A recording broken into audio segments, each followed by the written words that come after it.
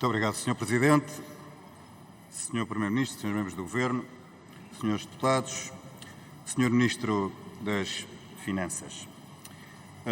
Vou falar de um tema que também vou-lhe perguntar sobre um tema que falou na sua intervenção, mas começo por lhe agradecer aquele reconhecimento que fez ali do púlpito, finalmente, e vou citar aquilo que disse: Portugal é um dos países mais endividados da Europa. Foi o Sr. Ministro que disse e finalmente reconhece aquilo que outros partidos têm vindo a alertar e que depois vão tentando negar. Falemos do PRR e vou-me socorrer da última informação que está disponível no site oficial, de 20 de abril, o quadro com a informação oficial relativamente ao ponto de situação operacional de aprovações e pagamentos do PRR. Entre verbas aprovadas e pagas, deixo naturalmente aqui um reconhecimento pelo facto que a menor disparidade entre as verbas é na rúbrica para as famílias. Esse reconhecimento fica feito, mesmo sendo apenas 9% do total.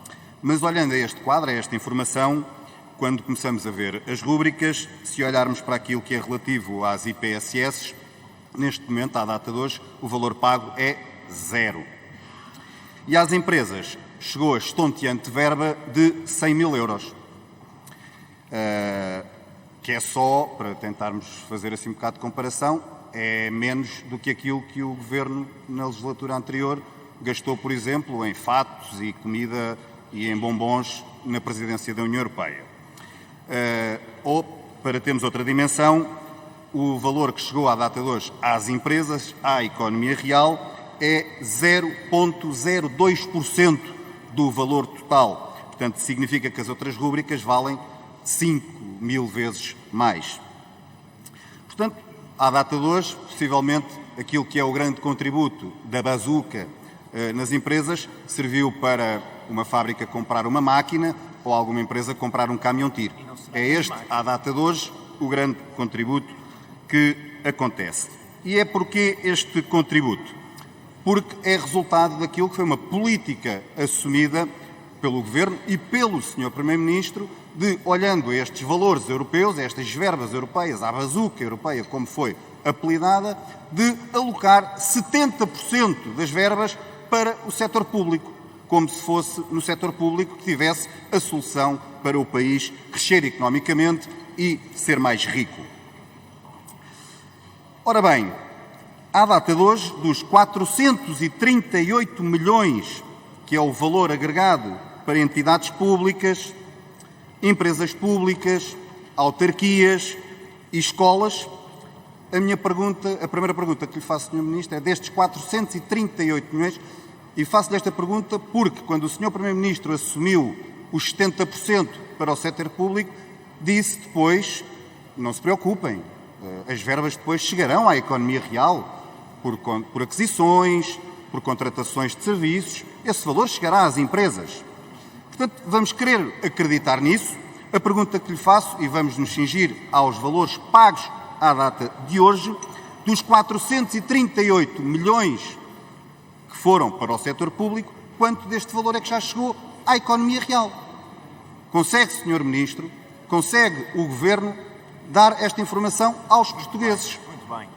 Vai para o público e quanto é que já chegou à economia real? Às empresas, às famílias, às pessoas? O Sr. Ministro Pedro Nuno Santos vai ter depois o seu momento, lá chegaremos, está bem? Muito obrigado. E, portanto, deixo também esta pergunta, Sr. Ministro, não só à data de hoje, mas se consegue fazer uma previsão, no final de tudo isto, quanto do valor que é canalizado via setor público vai chegar à economia real, às empresas, às pessoas, às famílias. Porque com isto fica muito claro aquilo que são duas visões muito diferentes de gestão do dinheiro dos contribuintes. De um lado, quem acredita que as empresas devem ter a sua liberdade de fazer as suas escolhas, e alguém, neste caso o Governo PS, que acredita que as empresas devem estar de joelhos à espera da bondade do Estado. Senhor Ministro, permita-me que lhe faça também outra pergunta e vou-lhe querer falar do ISCTE. vou-lhe querer falar do ISCTE, mas não do recente tema que envolveu o ex-ministro João Leão. Não só porque, quando o tema já foi abordado aqui, percebemos o seu incómodo com o tema, acho que todos, e também o próprio PS, deve estar incomodado com o tema, porque a atrapalhada também sobre esse tema é de tal forma que o Partido Socialista inviabilizou a vinda à Assembleia da República da única pessoa que podia fazer o contraponto ao ex-ministro João Leão, que era o ex-ministro Manel Leitor. Mas não, o que o Partido Socialista quer é, vem cá o ex-ministro João Leão, vem cá a reitora do ISCTE, que ficaremos todos certamente surpreendidos, vão passar aqui a mesma narrativa e nada esclarecer. Mas sobre o ISCTE, e percebe-se que começa-se a ver o incómodo, porque o ISCTE é certamente mais do que apenas um viveiro para aquilo que é a máquina do Partido Socialista. Nem vou falar de um ajuste direto que anda para aí acima dos 300 mil euros de uma entidade pública cuja direção todos têm ligações ao ISCTE. Aquilo que me preocupa é que neste momento há uma instituição pública e, por consequência, os seus profissionais e os seus alunos, os antigos e os atuais, que veem a sua credibilidade e a sua reputação posta em causa. Esta preocupação está até patente num artigo de opinião que foi publicado ontem no Jornal Público por vários professores do ISCTE, entre eles o professor André Freire e a professora Maria do Rosário Veiga.